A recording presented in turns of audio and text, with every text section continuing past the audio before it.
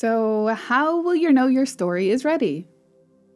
When can you put down the pencil, the pen, or the keyboard? Not that you pick up a keyboard, that's weird. Well, you'll know your story is ready once you have implemented the tools in this course. You will have reflected on your experience, asked yourself the various questions, selected your scenes. You'll have made it cinematic, incorporating the senses and emotions. You'll have a strong beginning and end, and you'll be able to summarize your story in one sentence. Yes, one sentence. Summarizing your story, distilling it down to one sentence, shows that you're clear on the theme, on what it all means. It means you're clear on how you changed, who you were at the beginning, and who you ended up as at the end. My one sentence summary is: God used the tragedy of my daughter's terminal diagnosis to make me confront deep rooted beliefs that had been affecting my relationship with God and allowed me to see differently. Now, I didn't say it had to be a short sentence, just a sentence. It can be a run on, it's fine. If you find it difficult to summarize your story, again, check your theme. Is there more than one? Are they in conflict with each other? Are you trying to fit multiple stories into one? Perhaps, if that's the case, go back to the beginning and ask yourself what your story is truly about. What's the most important thing that happened? The most important way in which you changed? Are you maybe including too many themes because you think this is your only chance to tell us everything you want to tell us? If so, I want to free you from that belief right now, that you have to tell us everything you need to tell us in one story. You can create multiple stories from the same event because, remember, our stories usually contain multiple themes.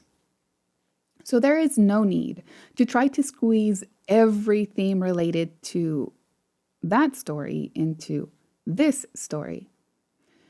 But if that's not it, then something else may be happening. And I say this with empathy for you because this has been the case for me.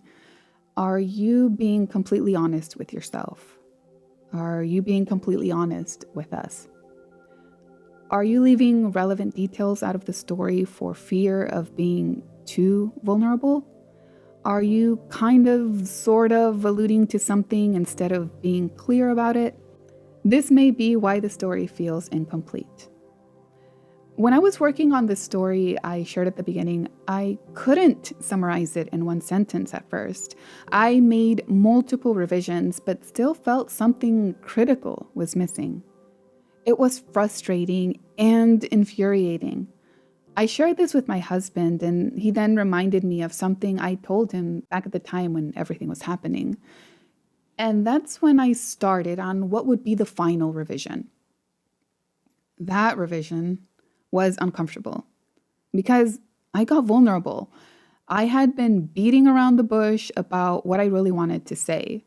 But now, with the final revision, I cut through all that and got to the point. I added in the fact that I still felt like a scared little girl inside. I added that I was embarrassed to admit to myself that I still carried decades-old feelings of abandonment and doubt about God's love for me. But it was once I allowed myself to be vulnerable that the story took on a new life. And even though it is a little scary and very humbling to admit my weaknesses, it's actually pretty freeing too because it allows me to be more relatable. And that can possibly even make a difference in someone's life. You just never know. So, we can use all the tools in this course to make a story come alive in a way that is engaging. But it is when we allow ourselves to be vulnerable that our stories will carry the most power.